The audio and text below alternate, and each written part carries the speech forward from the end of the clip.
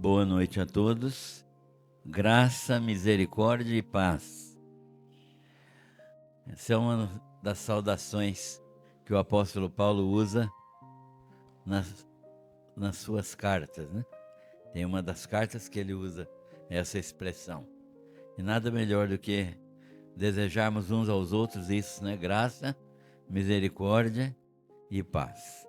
Vamos estudar hoje o segundo capítulo do texto do livro da carta aos Hebreus. E nós vamos ler então o texto de 1 a 18, né? Os versículos 1 até 18. E vamos meditar nesse texto. Os irmãos podem acompanhar a leitura enquanto nós fazemos a leitura em voz alta.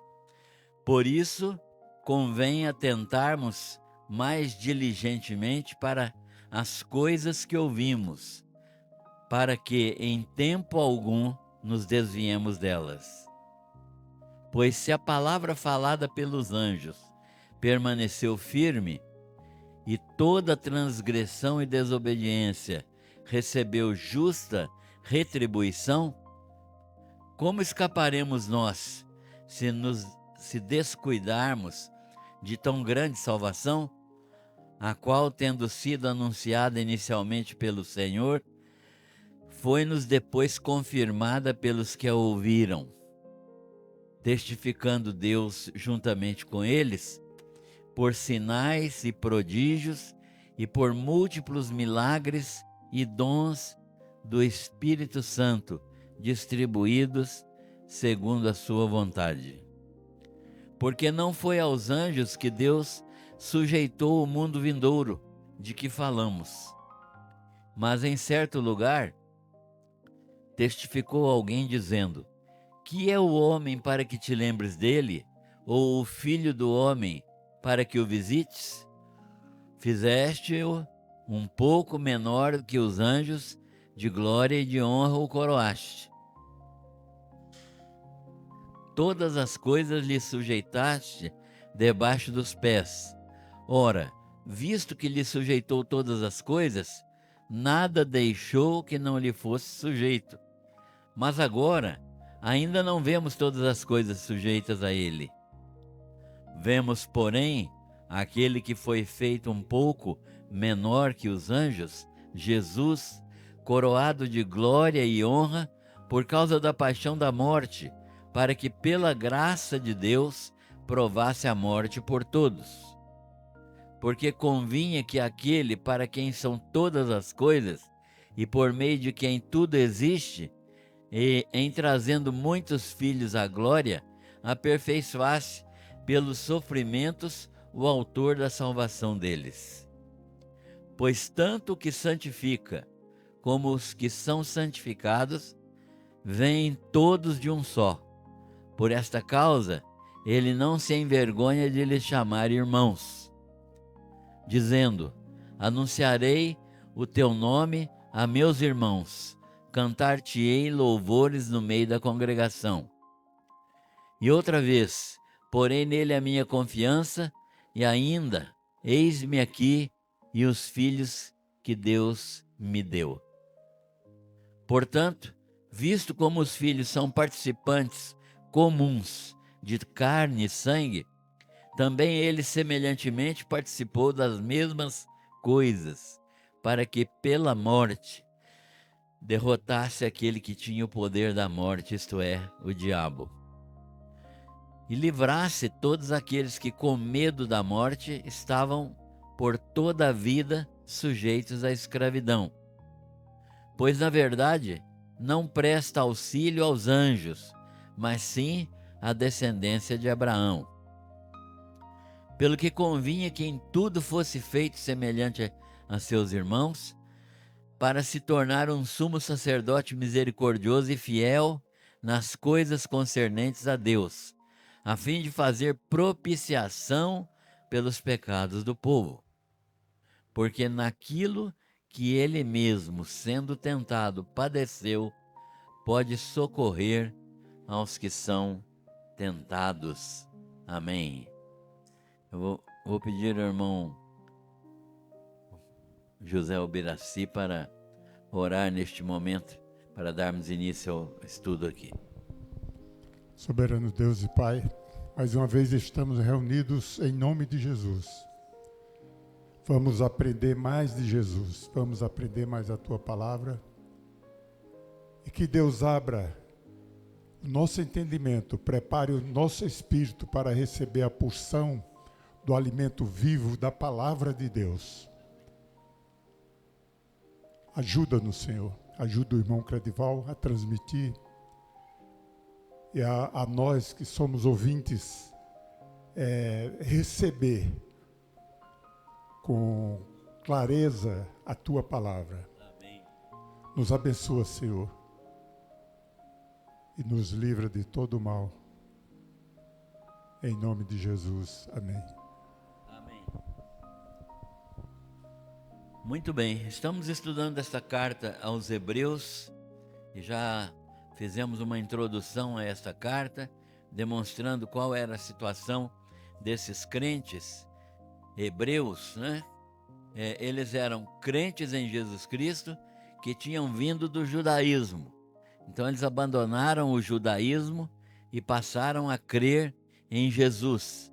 E uma situação dramática se apresentou no meio deles, em que eles passaram a ser perseguidos, tanto pelos judeus como pelos romanos, né? Eles foram perseguidos pelos judeus porque deixaram o judaísmo, e eram perseguidos pelos romanos porque criam em Jesus Cristo e anunciavam Jesus Cristo como Senhor. Então, havia um choque, porque César, o imperador romano, que era chamado de Senhor, e os cristãos chamavam Jesus Cristo de Senhor. Então, os imperadores romanos, especialmente Nero e depois Domiciano e Cláudio também, são imperadores que promoveram perseguição aos cristãos, e os judeus perseguiram também os próprios judeus que se converteram. O autor da carta, nós não sabemos exatamente quem foi. A maioria dos estudiosos pensa que ela foi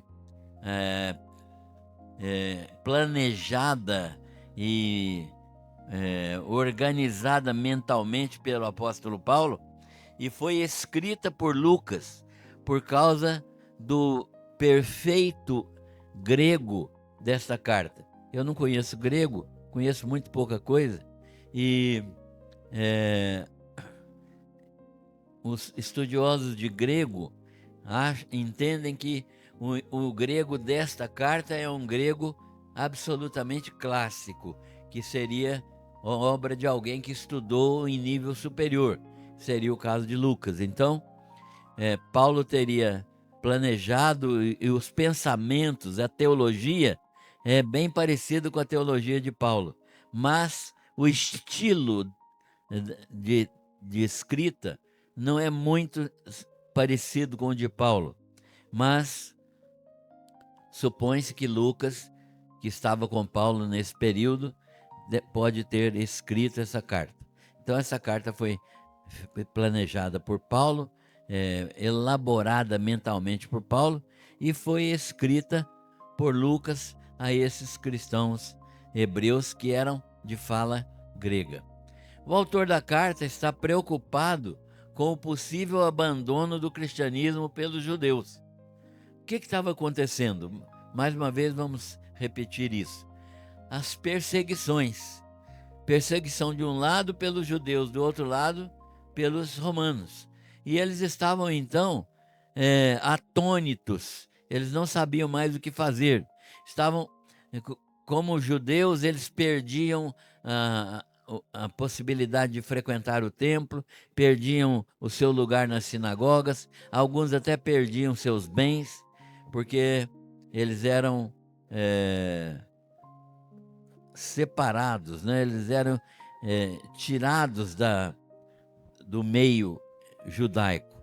E perseguidos também pelos romanos. Então, havia uma perseguição dupla e eles começaram a sofrer muita coisa, muito sofrimento, e eles então estavam prestes a deixar o cristianismo e voltar ao judaísmo, porque na ideia deles, se eles voltassem para o judaísmo, eles seriam novamente aceitos no meio judaico e eles voltariam a ter as mesmas regalias que todo judeu tinha quando ele frequentava a sinagoga.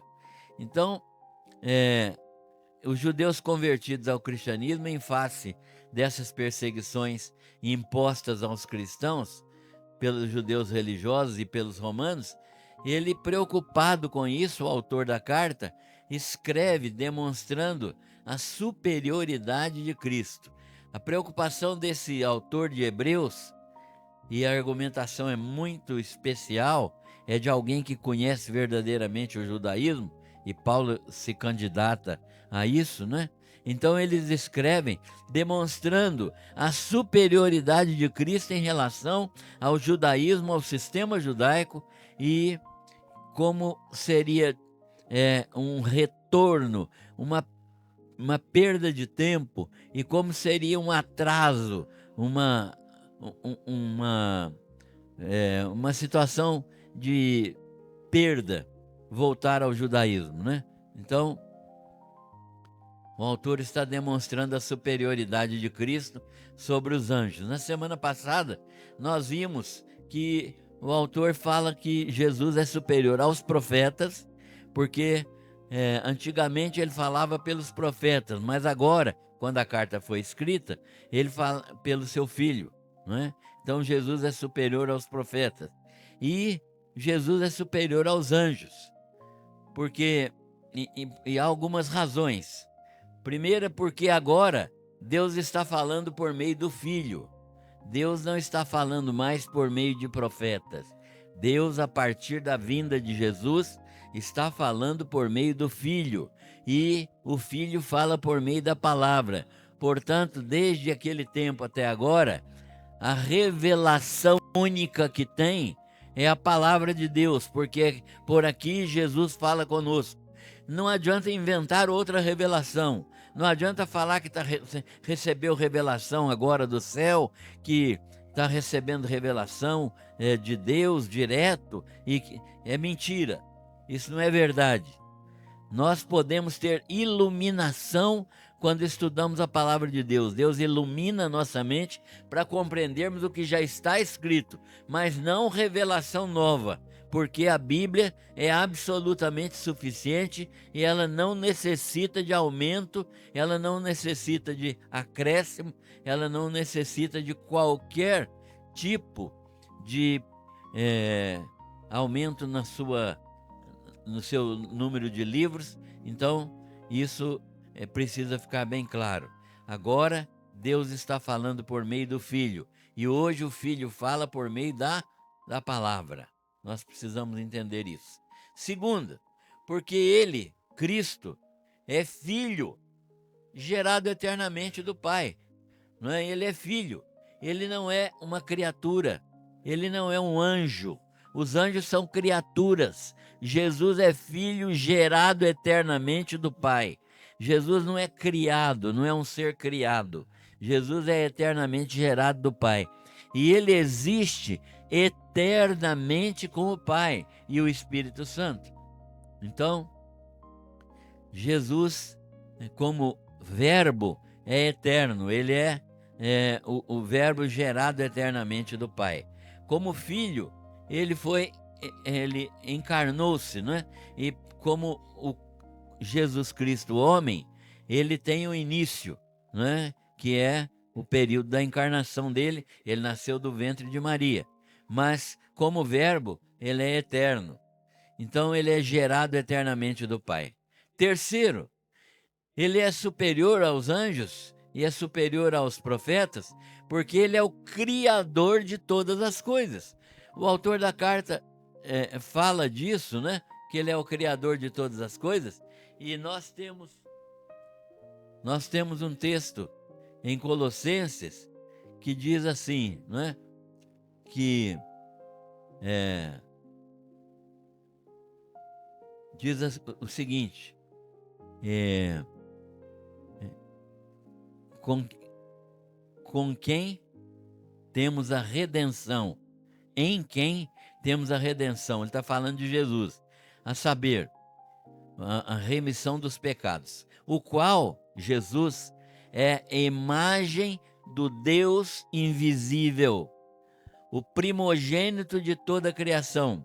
Primogênito porque é aquele que está acima de toda a criação, né?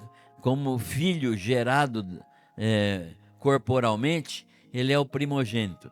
E porque nele foram criadas, nele, em Jesus, foram criadas todas as coisas, nos céus, na terra, as visíveis e as invisíveis, sejam tronos, sejam dominações, sejam principados, sejam potestades, tudo foi criado por ele e para ele. Ele é antes de todas as coisas, e nele todas as coisas subsistem.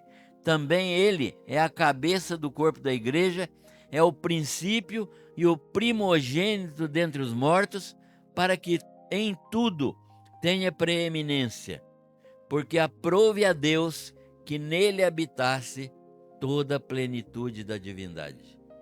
Depois de um texto desse aqui, quem tiver alguma dúvida a respeito de quem é Jesus, precisa ajoelhar e pedir misericórdia para Deus, né? Porque verdadeiramente Jesus é o próprio Deus. Ele é o criador de todas as coisas. Deus criou por meio do Verbo. João diz, no princípio era o Verbo estava com Deus, o Verbo era Deus. Ele estava no princípio com Deus. Todas as coisas foram feitas por ele, e sem ele, nada do que foi feito se fez. Então, isso é muito claro, que Jesus é o supremo Criador. Então, porque ele é o Criador, inclusive, dos anjos. Ele é o Criador dos anjos. E porque ele foi elevado à destra do Pai, depois da sua morte aqui neste mundo, como ser humano, não é? Jesus é ser humano e ser divino ao mesmo tempo. Então, como ser humano, ele morreu neste mundo e foi elevado à destra do Pai, onde ele está agora. O que ele faz lá à destra do Pai agora? Ele é o nosso advogado, é o nosso intercessor. É aquele que está lá representando-nos diante de Deus e sendo nosso advogado e intercessor.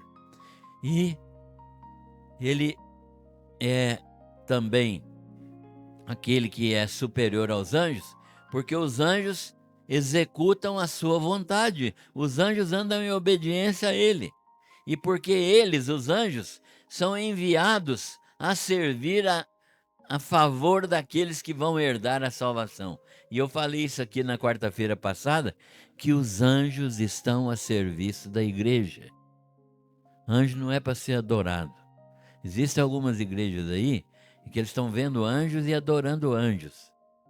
Paulo ensina isso aos Colossenses, né? Falando com eles que absolutamente não existe culto de anjos, né? E ninguém, ele fala assim, falando aos Colossenses: ninguém, pois, vos julgue pelo comer ou pelo beber, ou por causa de dons, ou de festa, ou de lua nova, ou de sábados, que são sombras das coisas vindouras, mas o corpo é de Cristo. Ninguém atue como árbitro contra vós, afetando humildade e culto aos anjos, firmando-se em coisas que tenha visto, inchado vaziamente, pelo seu entendimento carnal. Então ele está dizendo, para com essa história de querer adorar anjo, porque anjo é criatura.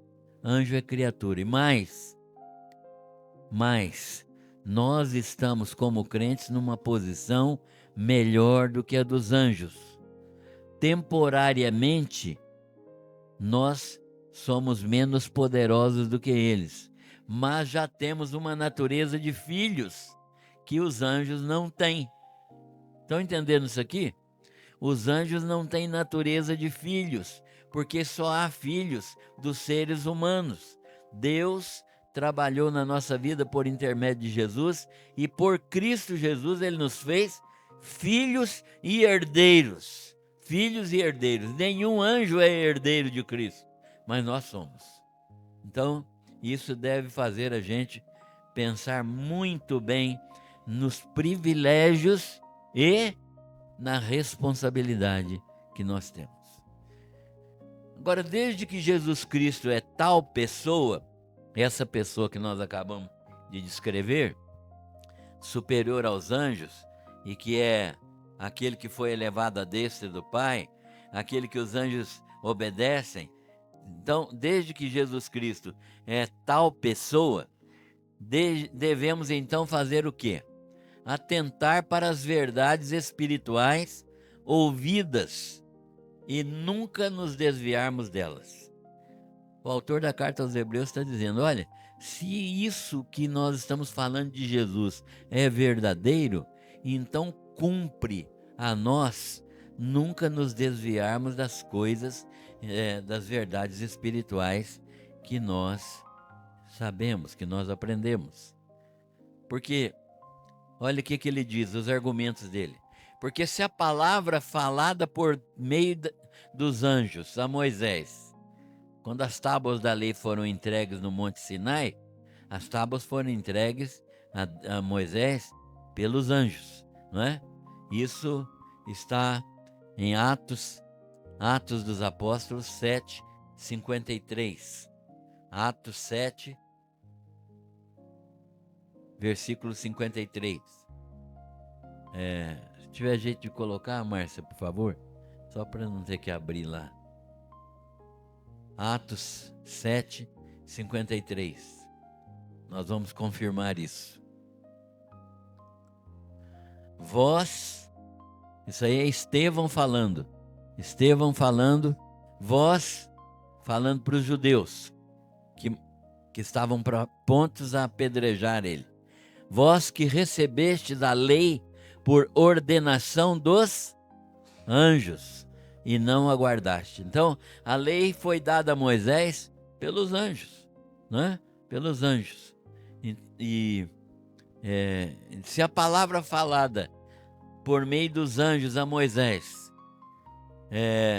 se tornou estabelecida, se tornou firme, se essa palavra permaneceu firme, então muito mais a palavra de Jesus, que é superior aos anjos. A palavra de Jesus é muito mais poderosa e muito mais séria do que a palavra dos anjos. Se a palavra dos anjos permaneceu firme e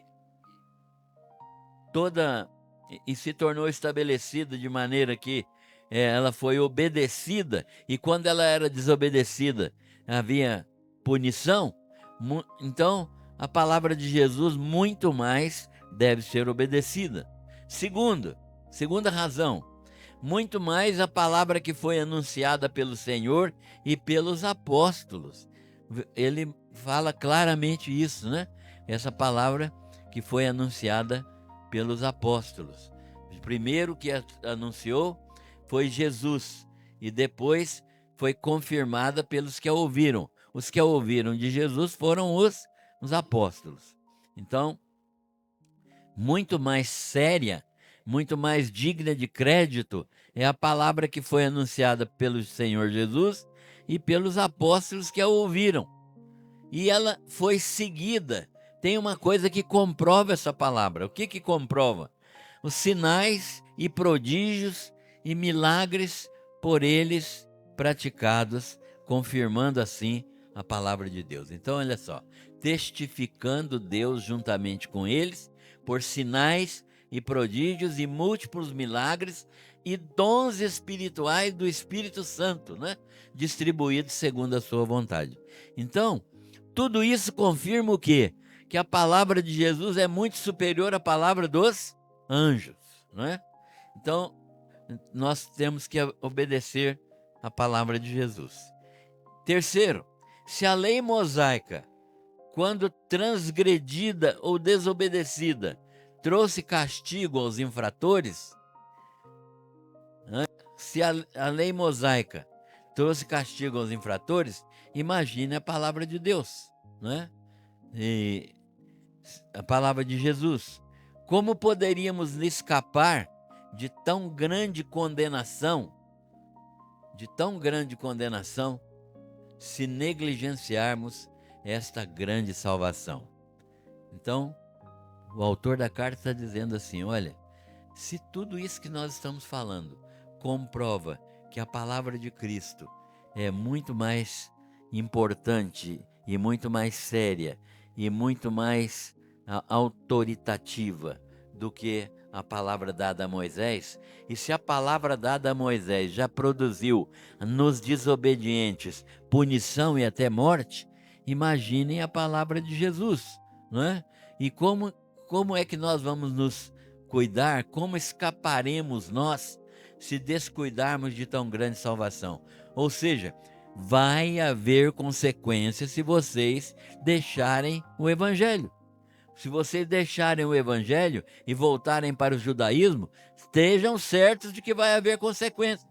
Porque se a palavra de Moisés, que foi dada por anjos, trazia consequências graves aos desobedientes, imagine a palavra do próprio Filho de Deus, que consequências dramáticas ela vai trazer.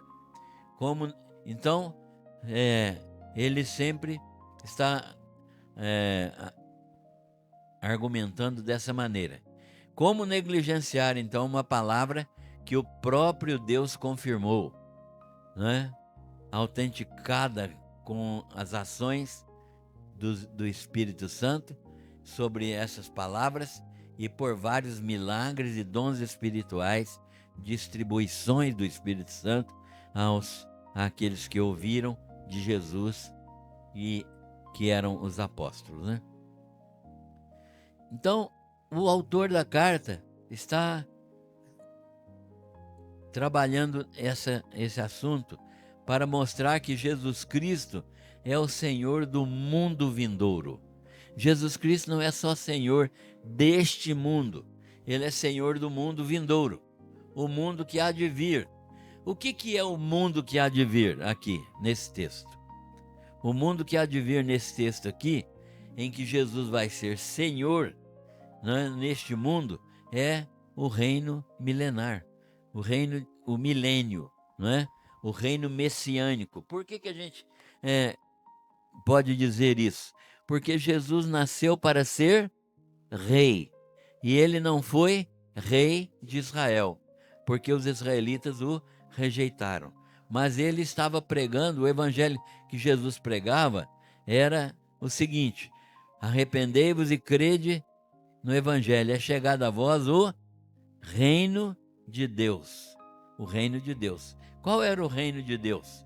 O reino de Deus é o reino estabelecido por Deus e que era profetizado por Isaías, profetizado por Jeremias, profetizado por Ezequiel, e que vai acontecer sem sombra de dúvida, porque os judeus não receberam Jesus como rei, e ele vai ser rei para cumprir as promessas feitas a Abraão e aos patriarcas, a Davi, de que a descendência de Davi reinaria para sempre sobre a casa de Jacó, né?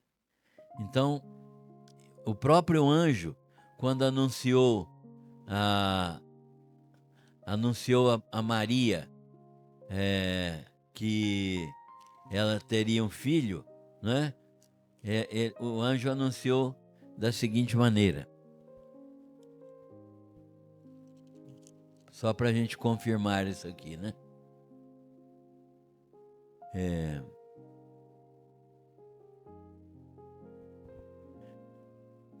Disse-lhe o anjo então: não temas, Maria, pois achaste graça diante de Deus.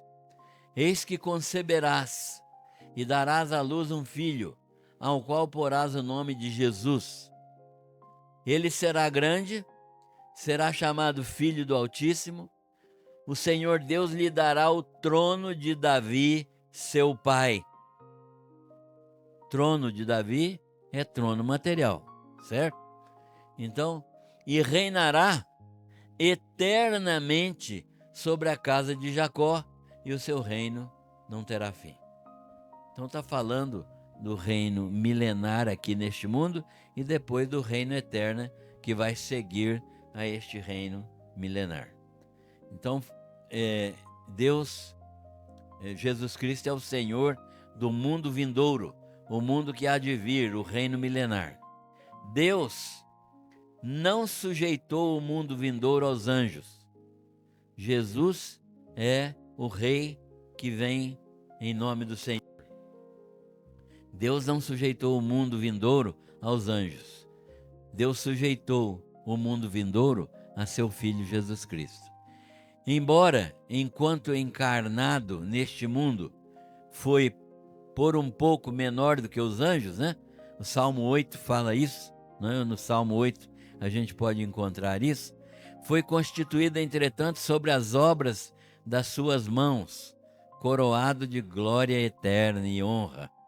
Então Jesus, por um pouco de tempo, ele foi menor do que os anjos. Agora, por que é que Jesus, por um pouco de tempo, foi menor do que os anjos? Vemos, porém, aquele que foi feito um pouco menor que os anjos, Jesus, coroado de glória e de honra, depois que ele morreu. Por quê? Porque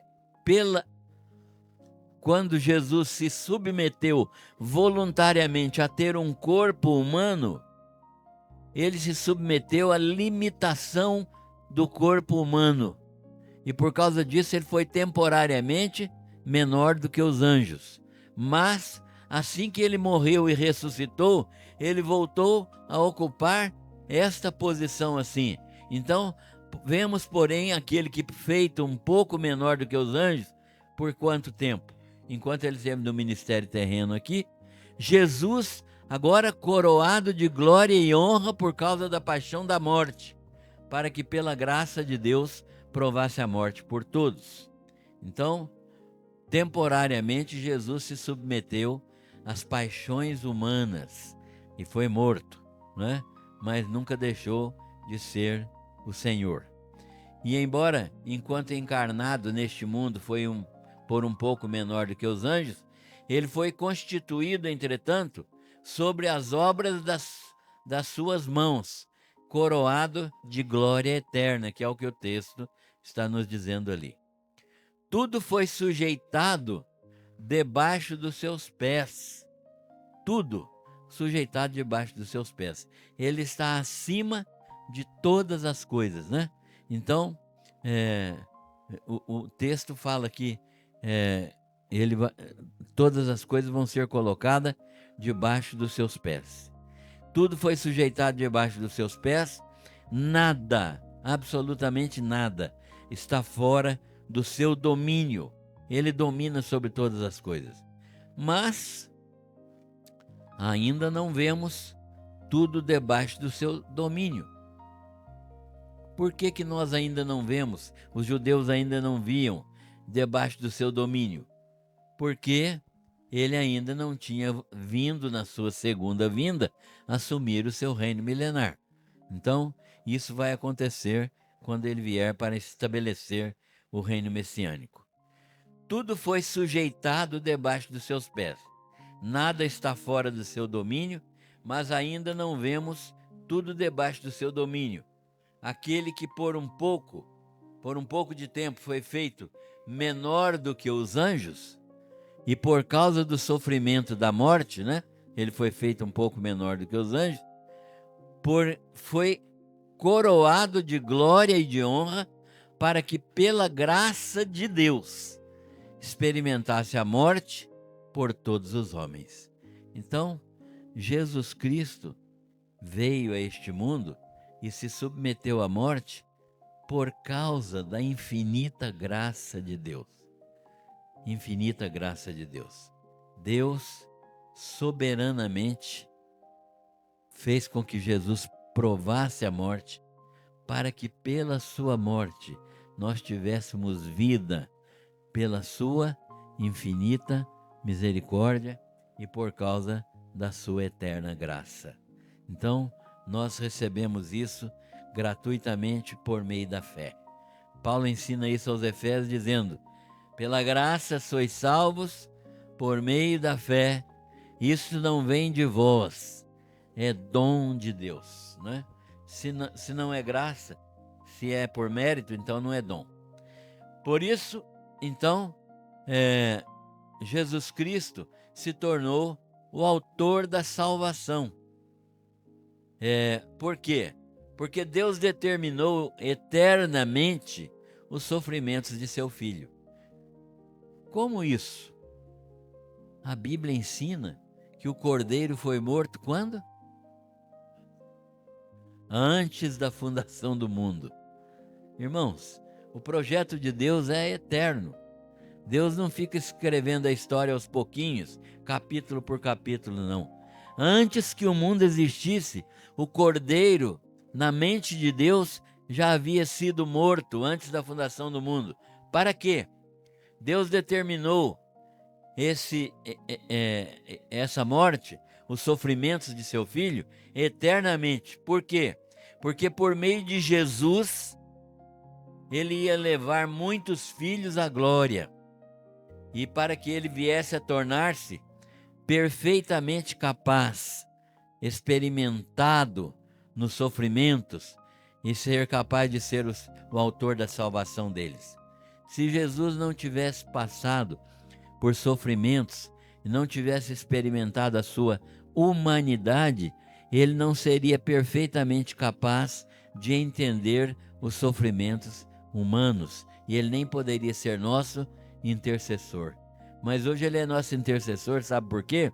Porque ele passou exatamente pelas privações, sofrimentos e pelas angústias que cada ser humano passa. E como ele passou vitorioso por isso e venceu na cruz do Calvário, demonstrando que ali ele morreu sem pecado, então ele se tornou o nosso intercessor, o autor da nossa salvação. Então, Deus determinou isso eternamente. Para quê? Para que por meio de Jesus, ele levasse muitos filhos à glória. Ou seja, os judeus que estavam recebendo essa carta, eles tinham que entender que eles foram levados à glória de Deus, experimentando a filiação de Deus, né? Experimentando a paternidade de Deus, porque Jesus veio e morreu pelos nossos pecados. Jesus Cristo, então, é o autor da salvação deles. E para quê? Para que tanto aquele que santifica, que é Deus, né? Quanto aqueles que são santificados, tenham agora um único Pai. Então Jesus fez com que tanto ele, Jesus, como Filho de Deus, como aqueles que são santificados por crer nele como Senhor e Salvador, todos eles santificados vêm todos de um só, ou são participantes da natureza divina, né? Então, nós somos participantes desta natureza de Cristo, né? A natureza humana de Cristo, sem pecado. Então, nós recebemos isso pela fé, e para que tanto aquele que santifica, tanto o que santifica, como os que são santificados, venham todos de um só, venham todos do mesmo Pai. Porque todos são filhos do mesmo Pai, Jesus não se envergonha de lhes chamar de irmãos. Então Jesus nos trata como irmãos. Aliás, o apóstolo Paulo fala disso de uma maneira muito clara na carta aos Romanos, quando ele diz que o projeto de Deus é nos tornar semelhantes a Jesus Cristo, para que ele seja o primogênito entre muitos irmãos. Deus nos trata como irmãos mais novos de Jesus Cristo. Então, isso é o que o versículo está nos ensinando ali. Por isso Jesus não se envergonha de chamá-los de irmãos, né? Porque somos todos da mesma família, a família de Deus. Visto, então, Jesus Cristo é o autor da salvação. E visto que os filhos são seres humanos, feitos de carne e sangue, Jesus Cristo também se tornou carne e sangue. Para quê? Para passar pelas mesmas provações que nós passamos. Olha o texto. Portanto, visto como os filhos são participantes comuns de carne e sangue, também ele, Jesus, semelhantemente participou das mesmas coisas. Para quê? Para que pela morte ele experimentasse o mesmo que nós vamos experimentar, né? E pela morte ele derrotasse aquele que tinha o poder da morte, isto é, o diabo. Quando foi que Jesus derrotou o poder da morte? Quando ele ressuscitou, né? Quando ele ressuscitou, ele destruiu o diabo quando ele ressuscitou, né? Destruiu aqui não é acabou com ele não, né?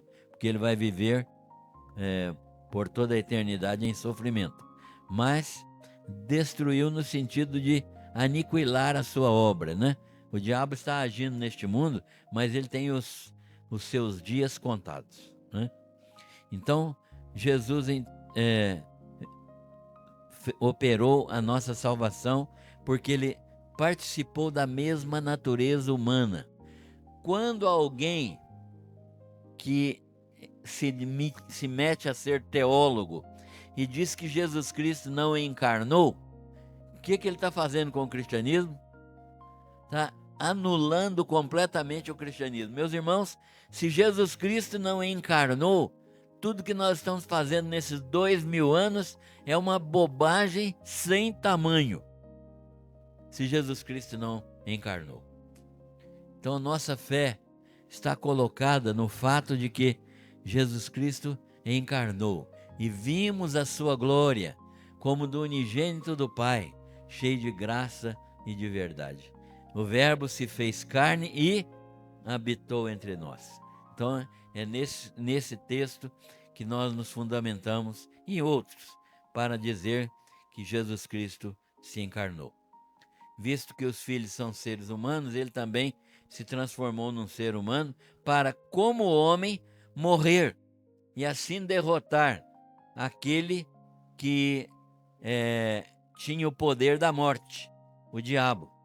Esta é a única maneira pela qual ele pode libertar aqueles que durante a vida toda estiveram escravizados pelo medo da morte, né? Livrasse todos aqueles que com medo da morte estavam por toda a vida sujeitos à escravidão. O medo da morte ainda escraviza muita gente. E para dizer com tristeza, tem muito crente que ainda é escravo do medo da morte, certo? A morte faz parte da nossa vida.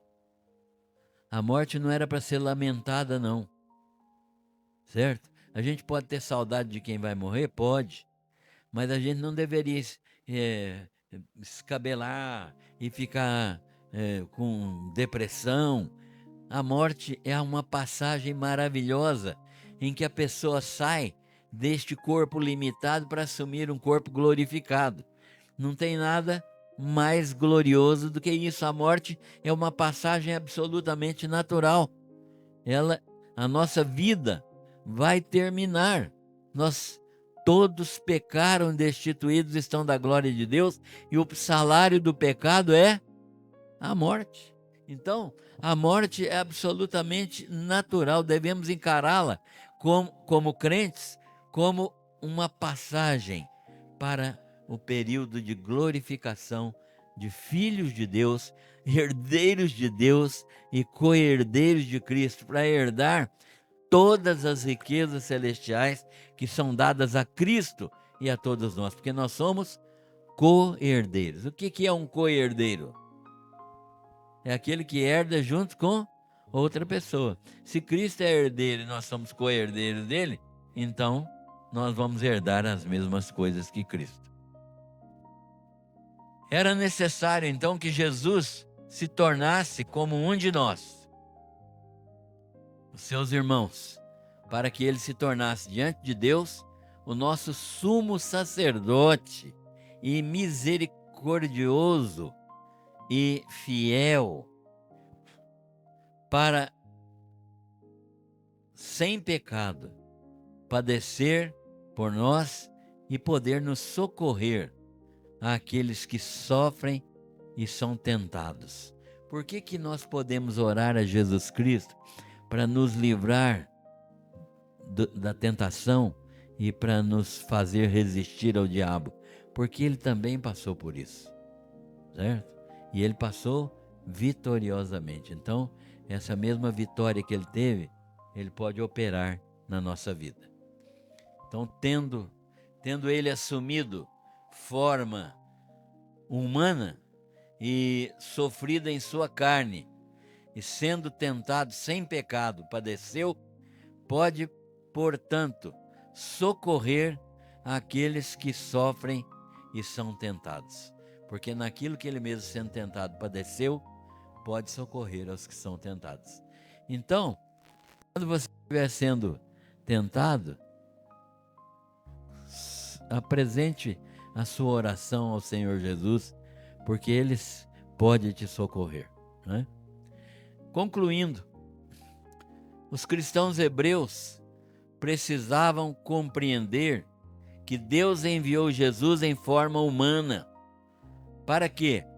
Para experimentar na carne, isto é, no seu corpo, os sofrimentos e as tentações próprias da sua humanidade em um mundo decaído, né? Neste mundo decaído, nós vamos passar por provações, por sofrimentos, não tem jeito, né? Não tem jeito de escapar disso, porque o mundo é decaído, o mundo é pecaminoso na sua essência. Por isso que Jesus disse que no mundo tereis aflições, né? Não tem jeito de escapar. E nesse mundo decaído, para ser perfeitamente capacitado para ser o nosso protetor e o nosso sumo sacerdote. Jesus, tendo passado pelas provas que Deus lhe deu, ele foi plenamente capacitado, está plenamente apto a ser aquele que é o nosso protetor e o nosso sumo sacerdote. Então, ninguém jamais poderia realizar esta obra perfeita, única e suficiente em favor dos pecadores. Nem Maria, nem santo nenhum, nem o Papa, nem o pastor, nem Billy Graham, nem ninguém. Só Jesus, né? Ninguém jamais poderia realizar esta obra perfeita, única e suficiente em favor dos pecadores. Você crê em alguém além de Jesus? Você crê em alguém além de Jesus que é você mesmo? Você acha, eu escuto isso frequentemente de alguns irmãos de outras denominações e às vezes até batistas, que a gente pergunta: você tem segurança da sua salvação? Ah, isso não, né? Isso ainda depende de eu fazer muita coisa ainda. Não fale isso não. Quando você fala uma coisa dessa, você está dizendo que o sacrifício de Cristo não foi plenamente suficiente, não foi capaz, não foi competente, certo? Então, ninguém jamais poderia realizar obra nenhuma tão perfeita, única e suficiente em favor dos pecadores. Nem você pode ajudar na sua salvação. Se você ajudasse na sua salvação, Jesus não seria o único e suficiente Salvador. Segundo, por isso, qualquer tentativa de realizar obras para a salvação é uma abominação. Abominação, isto é, uma ofensa grave a Deus. Todas as vezes que alguém tenta fazer alguma coisa para ajudar na salvação, quer contribuir, a contribuição tem que ser voluntária, né? Não para ser salvo, mas porque nós somos gratos a Deus pela nossa salvação. Então, todas as vezes que uma pessoa tenta fazer alguma coisa para ser salvo, ela está ofendendo gravemente a Deus. É uma ofensa a Deus. Você não precisa de mais nada. Você precisa só de Jesus. Quando Jesus vem para a sua vida, Ele te salva plenamente. Mas, como salvo, Ele vai te dar a graça de fazer muitas coisas para exaltar, para glorificar, para manifestar a sua gratidão a Deus, não para ser salvo, certo? Então, é isso que o autor de Hebreus está falando aqui neste segundo capítulo. Nós chegamos ao fim desse segundo capítulo. Se alguém quiser comentar alguma coisa, ou falar alguma coisa, ou completar aquilo que não foi falado, fique à vontade. Diga, meu jovem. Irmão Credival, eu queria fazer um comentário e saber a sua posição a respeito. A gente vai lendo, estudando e estamos acompanhando a carta aos Hebreus, e que lindo, né? Aí a gente entende que Deus é tão maravilhoso, é um amor que a nossa razão humana é incapaz de compreender. Ele dá o seu Filho, nós não merecendo, morrendo por nós, ainda nós sendo pecadores, nos tira lá daquele lamaçal do pecado, sofre a nossa dor, paga o nosso pecado. Aí é a pergunta que não quer calar: por que a gente tem tanta dificuldade em passar esse ensinamento para frente, essa mensagem para frente? Aqueles que não conhecem ainda esse Cristo maravilhoso, por que a igreja parece, a impressão que dá é que se acovarda tanto com relação a essa mensagem tão maravilhosa e salvífica que o livro de Hebreus vem trazendo para a gente? A gente precisa entender o seguinte: nós temos uma estrutura mental, uma formatação mental herdada desde a infância e dentro da própria sociedade, que você só tem valor se conquistar alguma coisa, certo? Então, que você precisa estar sempre conquistando. Não é essa palavra que a gente ouve? Você precisa conquistar. Então, isso, de uma certa maneira, embota a nossa mente, tapa os nossos olhos, e a gente quer conquistar a salvação. E isso é tão terrível que o homem fica ferido no seu orgulho quando você fala que a salvação é gratuita. Eu conheço um monte de gente que eu já falei, já apresentei uma salvação de graça, fala: não, eu tenho que fazer por onde? Eu tenho que merecer. A pessoa não aceita a salvação de graça, porque isso fere o orgulho da pessoa. Ele quer conquistar a salvação, ele quer dizer: eu mereci estar no lugar onde eu estou, certo? Então isso é uma coisa que acontece em todo o tempo. Eu reconheço isso porque eu acompanhei isso de várias maneiras. E a gente tem a dificuldade de transmitir isso para as pessoas exatamente porque a gente vai dizer para as pessoas aquilo que vai ferir o orgulho delas, né? Quando você chega para uma pessoa e fala: olha, você é pecador e precisa da graça de Cristo, você está ofendendo, que a primeira coisa que a pessoa fala é assim: eu sou um bom pai de família, eu sou um bom marido, eu sou uma boa esposa, né? Sou pai ou mãe de filhos e sou um bom pai ou uma boa mãe, trabalho, pago impostos, eu não tenho nenhum tipo de problema não. Eu mereço a salvação. Se Deus me salvar, Ele não está fazendo mais do que obrigação, né? Isto é aquilo que a gente ouve, e a gente tem essa dificuldade de transmitir isso para as pessoas, porque é o improvável. É o improvável. A salvação por meio de Cristo, gratuita, é o improvável, né? Então, isso, se não for a conversão, convencimento do Espírito Santo na mente da pessoa, a nossa palavra só não convence as pessoas. Agora, o Espírito Santo usa a nossa palavra. E eu acho interessante porque tem muita gente que você fala uma vez e não fala mais. Mas o Espírito Santo trabalha naquela palavra e a pessoa vai se converter. Não sei quanto tempo depois, mas ela vai se converter por causa daquela palavra, né? Que no tempo oportuno o Espírito Santo convenceu a pessoa de pecado.